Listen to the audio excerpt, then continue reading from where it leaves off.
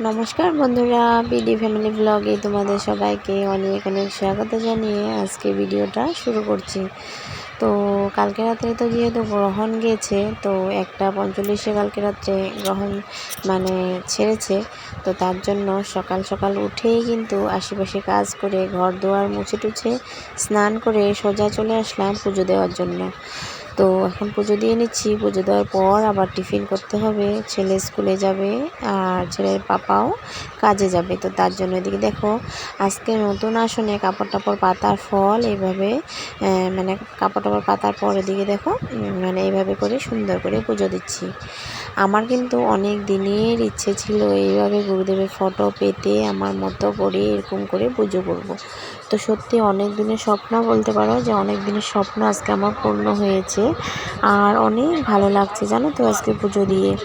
তো আমি কিন্তু ঠাকুরের সব বাসনপত্র সব কিছুই পিতলের এনেছি। থাল বাটি গ্লাস থাল ওই বাটি বাটিতে তো ভোগ দিতে হয়, আবার বাটি ঢাকার জন্য একটা প্লেট লাগে। তো সব কিছুই এভরিথিং সব কিছু আমি 8টা বাটি আর 4টা থাল 4টা গ্লাস সব কিছু আমি পিতলের এনেছি। আর ভালোও লাগছে পিতলের এনেছি। আর একটা কথা, স্টিলের জিনিসের থেকে অনেকেই কিন্তু স্টিলের জিনিস ইউজ করে, তো পিতলের জিনিস তো সবসময় কেনাটা সম্ভব না। তো তার জন্য কিন্তু পিতলের জিনিসে পুজো করলে আমি জানি যে সবসময় এটা কিন্তু শুদ্ধ হয়।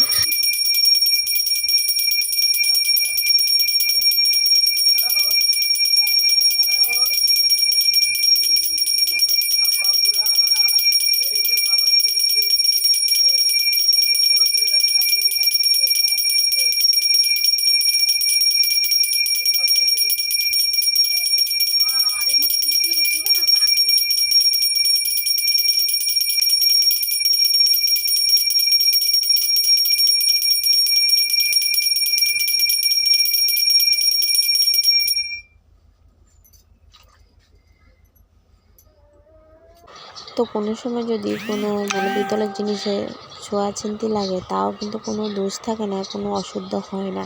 তো তার জন্য সবসময় কিন্তু পিতলই ইউজ করা দরকার, চেষ্টা করতে হয়। তো আমি কিন্তু আমি কিন্তু একসাথে এত বাসন জমা কিনতে পারিনি।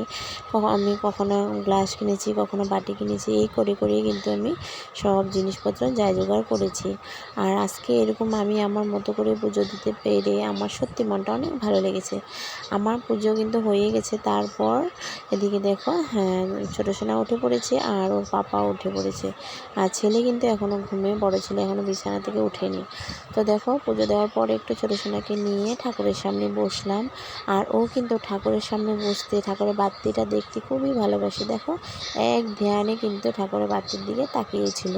তো আজকের পুজোর ব্লগটা কেমন লেগেছে বন্ধুরা একটু জানিও। আমি কিন্তু তোমাদের সাথে আমি পুজোর ভিডিও শেয়ার করতে অনেক বেশি ভালোবাসি। তো তার জন্য রোজ কিন্তু আমি তোমাদের সাথে পুজোর ভিডিও দিই আর কি। তো তার জন্য আর একটু কমেন্টে জানিয়ে দিও কেমন হয়েছে আজকে আমার গুছগাছ করে পুজো দেওয়াটা। তারপর দেখো এদিকে গোলা রুটি করার জন্য আটা গুলে নিয়েছি। আর এদিকে দেখো গোলা রুটি করেও নিলাম। তো পুরো ভিডিওটা তোমাদের সাথে আর শেয়ার করিনি। সব কিছু যদি শেয়ার করতে যাই না, তাহলে কিন্তু অনেক বড় ভিডিও হয়ে যাবে। তো তার জন্য এদিকে দেখো এই রুটি কিন্তু ছেলে টিফিনেও দিয়ে দেবো। দেখো ঠান্ডা হয়ে গেছে, এখন টিফিনে প্যাক করে দিচ্ছি। আর ওকে কিন্তু খেতেও দিয়ে দিয়েছিলাম, ও আগে কিন্তু খেয়ে নিয়েছে। তারপর আর তক্ষ বাবা মুখ টুক ধুয়ে আসলে ওকেও খেতে দিয়ে দেবো। তো সকালবেলা কিন্তু আজকে অনেক তাড়াতাড়ি কাজবাজ শেষ হয়ে গেছে, যেহেতু আজকে আমি 5টার সময় ঘুম থেকে উঠেছি। রোজই কিন্তু 5:30 6টার মধ্যে উঠে যাই, কিন্তু আজকে 5টার সময় উঠেছি। তো স্নান টান কিন্তু আজকে সকাল সকাল সবাইরই হয়ে গেছে। তো ওইদিকে দেখো ওই যে ছেলেকেও স্নান টান করিয়ে এনে তারপরে ওই যে তেল লোশন মাখিয়ে দিচ্ছিলাম, তেল দিয়ে লোশন মাখিয়ে দিলাম। এদিকে আমরা দুজনে চা নিয়ে বসেছি খাওয়ার জন্য। আর এদিকে ছেলে ওর ভাইকে নিয়ে একটু বসে আছে। তো ওরা তো স্কুলে চলে গেছে। তারপর দেখো আমি সোজা চলে এসেছি রান্নার দিকে। তো আজকে রান্নাতে করব পটল আলু ভাজা। আর এটা হলো কলার থুলটা হলদি দিয়ে একটু বয়েল করে নিচ্ছি। কলার থুল করব আর মুগ ডাল দিয়ে চাল কুমড়ো দিয়ে করব। তো মুগ ডাল। আর আজকে যেহেতু সোমবার নিরামিষ, তো প্রতি সোমবারই কিন্তু আমি নিরামিষ খাই। আর কখনো কোনো অসুবিধা হলে কিন্তু আমি খাই না আবার। তো কোনো অসুবিধা যদি থাকে, কোনোখানে যদি কোনো নেমন্তন্ন থাকে, তখন কিন্তু আমি আর খাই না। তো এদিকে দেখো প্রথমে কিন্তু আমি আলুটা ফোড়ন দিয়ে আলু ভেজে নিচ্ছি, তারপর কলার থুলটা দিয়েছি। যেহেতু কলার থুলটা মানে বয়েলে করা আছে, তো তার জন্য। আর আলুটা তো মানে ভাজাটা ভালো করে না ভাজলে তা তো সিদ্ধ হবে না, তো তার জন্য প্রথমে ভেজে নিয়েছি। আর 3-4টা কাঁচা লঙ্কা চিড়ে দিয়ে দিয়েছি। আর ফোড়নের মধ্যেও কিন্তু একটা আমি শুকনো লঙ্কা দিয়েছি, তেজপাতা দিয়েছি, আর 5 ফোড়ন দিয়েছি। জিরার গুঁড়া টুড়া দিয়ে সব কিছু দিয়ে কিন্তু আমি ভালো করে ভেজে নিয়েছি। এখন হয়েই গেছে প্রায়, তো এখন ঘিটা দিয়ে নামিয়ে নেব। তো ঘিটা দিলে হয়ে যাবে। আর আজকে কলার থুরটা কিন্তু খেতে বেশ ভালো হয়েছিল, কিন্তু তবুও কেন জানি একটু তিতকুটি লেগেছিল। তো তাও কিন্তু গরম গরম ভাতের সাথে খেতে বেশ ভালো হয়েছে। তো এগুলো রান্না বান্না সব কিছু কমপ্লিট করে তারপরে দিকে দেখো সোজা চলে এসেছি বাসন ধোয়ার জন্য। আমার একটা কি দোষ বলো তো, ঘরের থেকে যখন বার হয়ে আসি তখন কিন্তু আমি একদমই ভুলে যাই যে আমার মানে একটা সাবান নিয়ে আসতে হবে। ঘর থেকে বার হয়ে আসার পর মনে পড়ে যে বাসন ধুতে তো এসেছি, কিন্তু সাবান তো আনলাম না। তারপর কি করলাম, ওই সামনে স্রাপের এক ডিব্বা ছিল, তো স্রাপ নিয়ে ওই বাসনগুলো মানে মেজে ঘষে ধুয়ে নিচ্ছি। আর কুকারে ডাল বয়েল দিয়েছিলাম, তো সাথে সাথে কিন্তু ধুয়ে নিয়েছি। তো যদি ধুয়ে না নিই না, ওই মানে ডালটা শুকিয়ে এরকম একটা দাগ পড়ে যায়। তাও দেখো কুকারে ডাল সিটি মেরেছি, কিন্তু তাও অনেক দাগ পড়ে গেছে। তো সেটাকে একটু ঘষে ঘষে পরিষ্কার করেছিলাম। তারপর সকাল সকাল কাপড়গুলো ধুয়ে মেলে দিয়েছিলাম, যেহেতু আজকে স্নানও সকাল সকাল হয়েছে। তো রান্না হতে হতেই কিন্তু সব কাপড় শুকিয়ে গেছে।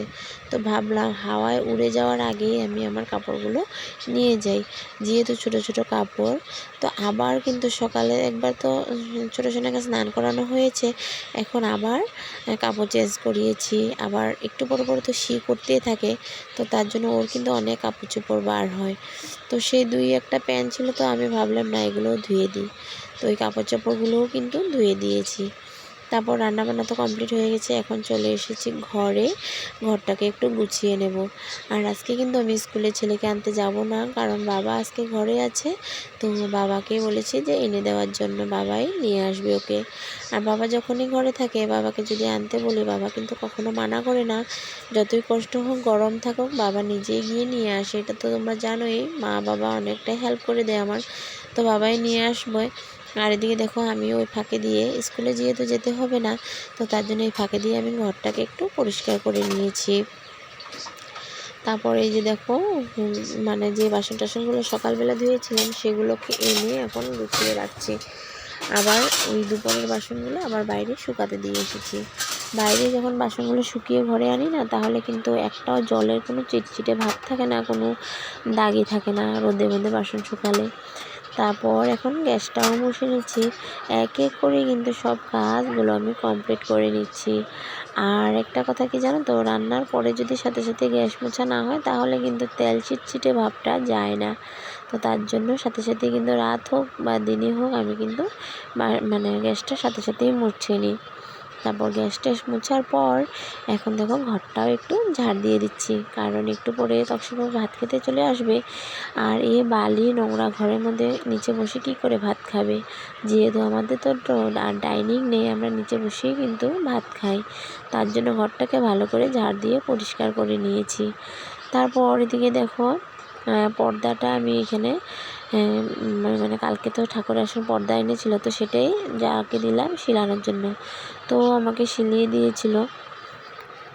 তারপর এদিকে দেখো পর্দা টর্দা শিলানোর পর এদিকে দেখো ভাত খেতে বসে পড়লাম।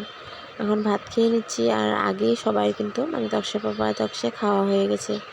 তো বিকালবেলা দেখো যত কাপড় টাপড় ছিল সব কিন্তু আমি রোদের থেকে এনে এইভাবে করে রেখে দিয়েছিলাম। আর এখন এগুলো ভাঁজ করে নিচ্ছি। তো বন্ধুরা, আমার ব্লগ ভিডিও তোমাদের কেমন লাগে কমেন্টে কিন্তু অবশ্যই জানাতে ভুলো না, কমেন্টে অবশ্যই জানিয়ে দিও। আর যদি আমার ভিডিও ভালো লেগে থাকে, তাহলে প্লিজ লাইক কমেন্ট শেয়ার করে আমার পাশে থেকে যেও আর সাবস্ক্রাইব করে দিও। আর যে বন্ধুরা প্রথম থেকে আমার পাশে রয়েছো, সাথে রয়েছো, তোমাদের সবাইকে অসংখ্য অসংখ্য ধন্যবাদ আমার সাথে থাকার জন্য, পাশে থাকার জন্য। আশা করছি সবসময় আমি তোমাদেরকে আমার পাশে পাবো। তো আজকের জন্য টাটা।